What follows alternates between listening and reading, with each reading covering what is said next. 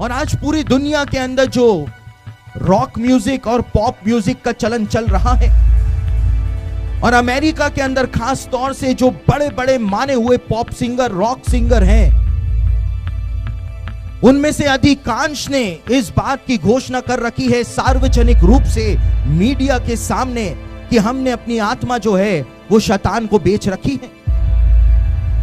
और मेरे प्रियो, ये जो गायक हैं, इनके बारे में एक पुस्तक है डीमन पोजेशन, उसमें लेखक ने इस बात को बताया है कि ऐसे ऐसे जवान जिनके पास कोई टैलेंट नहीं होता है गाने का, जिनके पास कोई प्रतिभा नहीं होती है, जब अपनी आत्मा शैतान को बेच देते हैं तो वो किसी आत्मा के द्वारा पोजेस्ड हो जाते हैं, और पोजेस्ड हो जाने के बाद वो ऐसे ऐसे गीतों को लिखते हैं, ऐसे ऐसे गीतों को गाते हैं कि रातों रात वो सुपरस्टार बन जाते हैं।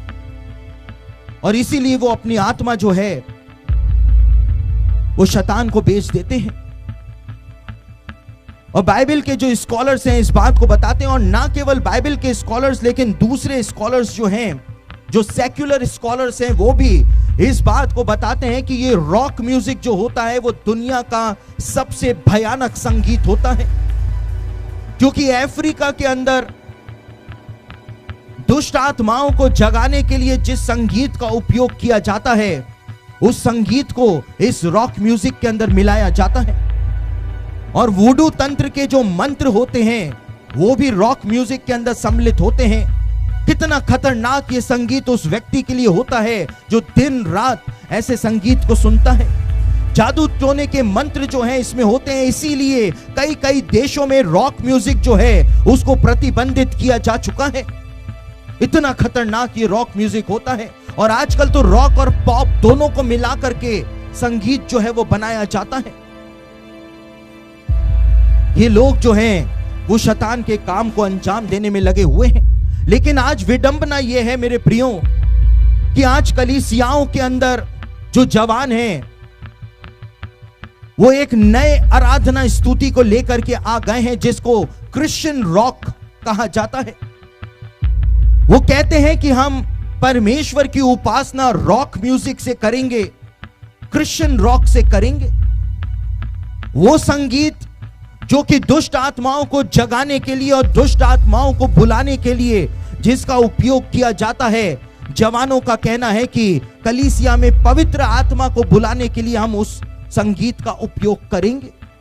और यही तो आज चल रहा है। कलीसियाओं के अंदर जो आराधना स्तुति है उसके मायने आज बदल चुके हैं। और जवान लोग जो हैं वो बस लाइटें चमकाना और धुआं उड़ाना और उसके बाद मंच के ऊपर सेलिब्रिटी की तरह व्यवहार करना, और यही सब कुछ तो आज चल रहा है। जवान जो हैं वो आराधना स्तुति के मूल मायनों को समझने में आज भूल कर चुके हैं।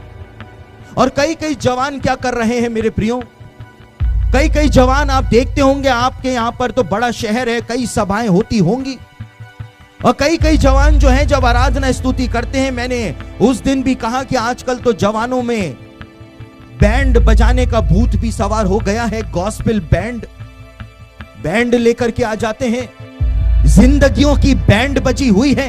बाइबल तो कभी उठा करके पढ़ी नहीं, और वही बैंड वालों से यदि पूछ लिया जाए कि बाइबल में ये वचन कहां पर लिखा हुआ है तो पसीने पसीने हो जाएंगे, क्योंकि जिंदगी में बाइबल तो उठा करके पढ़ी नहीं है, गॉस्पेल बैंड लेकर के खड़े हो जाते हैं।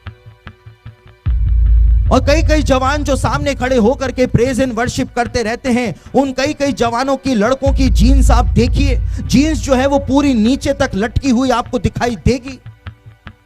और समझ में ही नहीं आता है कि इन जवानों की जीन्स लटक रही है या अटक रही है, समझ में ही नहीं आता है, समझ में ही नहीं आता है।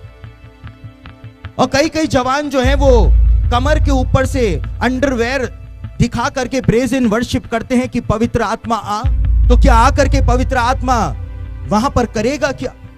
पूरी कलीसिया के सामने अंडरवेयर का ब्रांड दिखा रहे हैं कि मैंने कौन से ब्रांड का अंडरवेयर पहना हुआ है। जवान जो हैं वो आराधना के मूल अर्थ को समझने में गलती कर चुके हैं। और केवल लाइटें चमकाना और क्रिश्चियन रॉक बजाना आज कलीसियाओं में हो रहा है। और इसीलिए कलीसियाएं जो हैं वो आज पीछे की तरफ जाती चली जा रही हैं। कलीसियाओं में कुछ अजीब हो रहा है।